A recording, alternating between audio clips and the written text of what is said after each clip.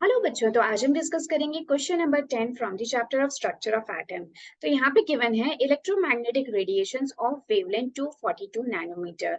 यहाँ पे बात किसकी की है? इलेक्ट्रोमैग्नेटिक रेडिएशन, जो कि आप सभी जानते हो ना कि ये जो लाइट, बेसिकली इलेक्ट्रोमैग्नेटिक रेडिएशंस क्या होती है? लाइट के डिफरेंट कंपोनेंट्स को जब आप एनर्जी के फॉर्म में अरेंज करते हैं इंक्रीजिंग ऑर्डर में, उसी को कहते हैं। जैसे कि आप लोगों को सबको पता है, गामा रेज होती है, एक्स रेज होती है, यूवी रेज होती है, विजिबल लाइट होती है, देन IR लाइट होती है, माइक्रोवेव्स होती है, रेडियो वेव्स होती हैं। तो ये सभी के सभी जो है आपके एक इंक्रीजिंग ऑर्डर ऑफ एनर्जीज के फॉर्म पे अरेंज रहती है। So this all arrangement is electromagnetic radiations. हालांकि ये सभी के सभी लाइट के कंपोनेंट है, इतना आपको पता होना चाहिए।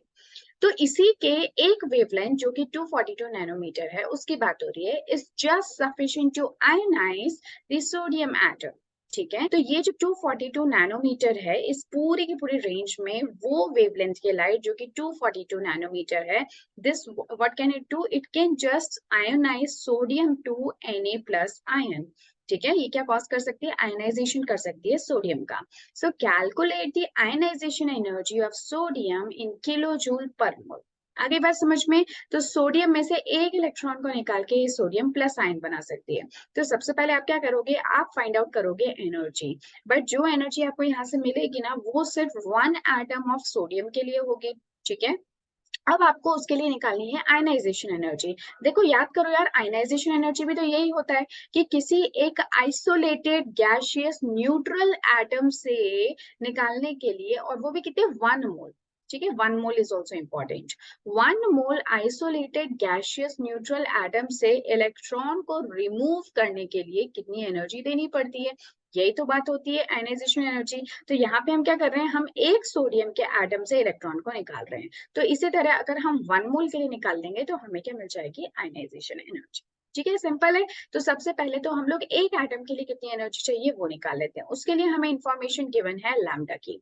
अब आप सभी जानते हो कि सबसे पहले तो आप क्या करोगे कि जो लैम्डा है ना, वो आपको नैनोमीटर्स में गिवन है। तो 242 नैनोमीटर को आप सभी जानते हो 1 nanometer is 10 to the power of -9 metre.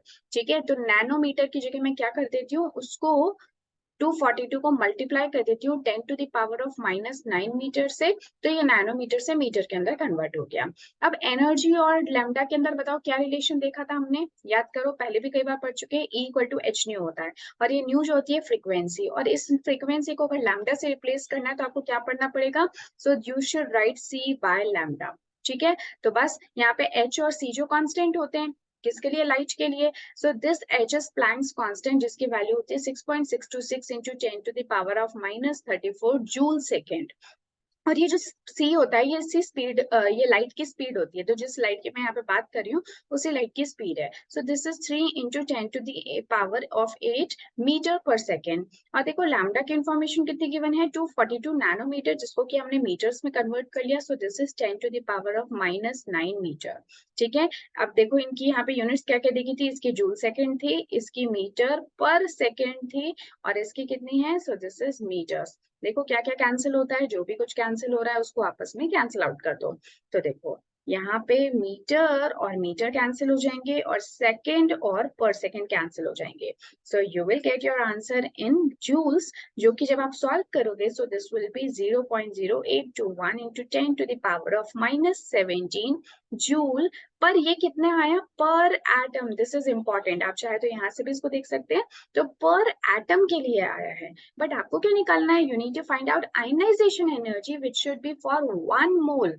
तो क्या करोगे? अब तो सिंपल है। तो देखो, 1 एटम के लिए आपको पता चल गया 1 मोल में कितने एटम्स होते हैं, हम सभी जानते हैं।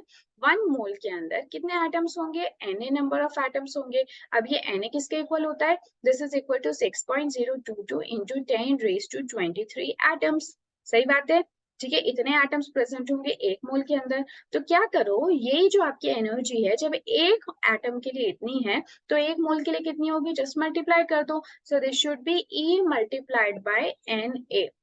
इससे आपको सभी Na नंबर ऑफ एटम्स के लिए कितनी एनर्जी चाहिए होगी in order to ionise it to sodium plus ion, वो आपको मिल जाएगा। तो अब आप क्या करो, 0.0821 into 10 to the power of -17 multiplied by 6.022 into 10⁻23। जब आप इसको सॉल्व करोगे तो आपका आंसर कुछ आ जाएगा इतना, यानी कि 4.945 इंटू 10⁻²। अब आप क्या लिखोगे? You will write it as kilo joule per mole. आप चाहे तो इसको जूल्स में भी निकाल सकते हो, अगर जूल्स में निकालते हो तो ये 10⁵ आएगा, अगर उसको ही आप किलो जूल में कन्वर्ट कर दोगे तो 1000 से डिवाइड कर दो, so you will get it as kilo joule per mole. Generally जो एनर्जीज है हम उसको किलो जूल पर मोल में शो करते हैं, so that's why here the answer is given in this way, but कोई प्रॉब्लम नहीं है, आप जूल पर मोल में भी निकाल सकते हो। ठीक है, तो ये था हमारा क्वेश्चन नंबर 10। आई होप आपको अच्छे से समझ में आ गया होगा इसको किस तरह से सॉल्व करना है। अब नेक्स्ट क्लास में हम लोग डिस्कस करेंगे नए क्वेश्चन, यानी क्वेश्चन नंबर 11 को। Till then take care and good bye.